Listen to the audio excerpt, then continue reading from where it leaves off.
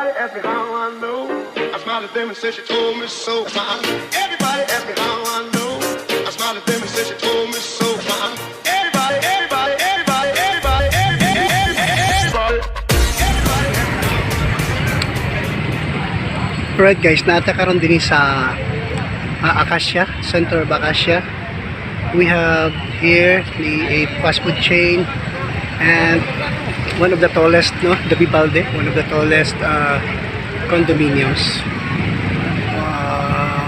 Mataas yan. Napakataas po niyan. Ito yung pride ng Davao City.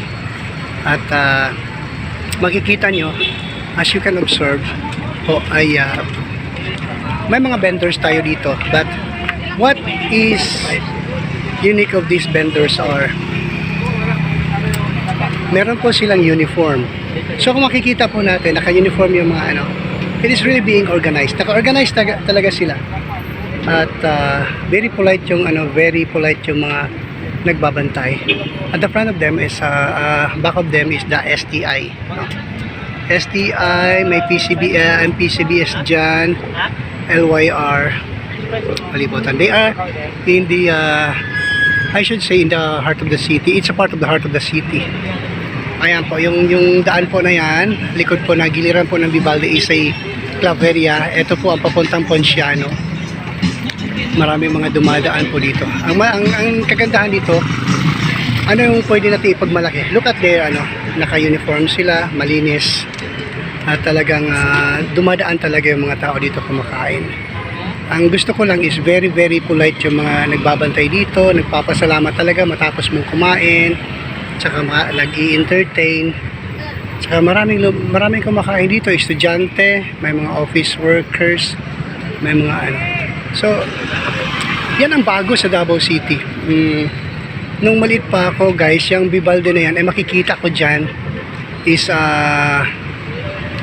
isang company po na food company. Yan, yung Vivalde na yan, may karatula dyan na malaki. Dating PLDT kasi yan sa ibabaw niyan, malaking karatula po ng signage po ng fast food, ay yung food company. Pero kung makikita natin ngayon, ang dami nang nagbago. Tahimik, and then although may natitira pang mga bahay-bahay dyan, pero kung susamahin po natin guys, etong Davao City ngayon. I'm now standing in the parang monumental part po ng tawag dito. It's a monumental part po ng ating kalayaan kasi this part is also neighboring lang, nandoon ang tinatawag na Tinarohas sa kabilang ibayo. So as we can observe, napakatahimik. Oras yata ngayon is mga bandang malapit na mag-alas 5. Pero ito ngayon, maraming mga passers-by.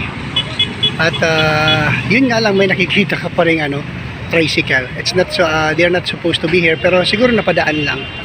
Pero aside from that, ang daming nagbago, ang daming maganda. Ang dami talagang maraming dapat ipagmalaki. Tahimik dito, tapos friendly yung mga tao. At saka kung makikita po natin talaga ay Davao City is not a tatalunin nito ang Smile City. It's the Iloilo. Kasi Davao City hindi lang po na smile. The security is here. The security of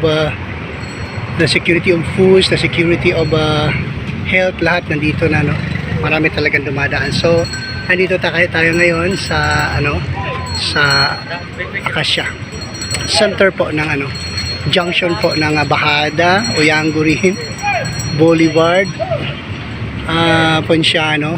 Nandito tayo. So guys, ano pang hihintay natin? Visit us here in Davao City. Hindi po kayo manghihinayang. I smiled at them and said she told me so. Everybody asked me how I know. I smiled at them and said she told me so.